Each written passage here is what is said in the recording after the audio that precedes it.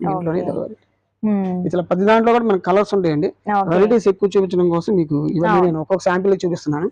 మీకు స్టోర్కి వస్తే కనుక మన దగ్గర చాలా వెరైటీస్ ఉన్నాయండి. అందులో కూడా మీకు మళ్ళీ స్పెషల్ డిస్కౌంట్ కూడా మన దగ్గర అయితే మేడం గారి ఛానల్ వ్యూవర్స్ అందరికి కూడా స్పెషల్ డిస్కౌంట్ కూడా ఇవ్వడం జరిగింది. ఓకే.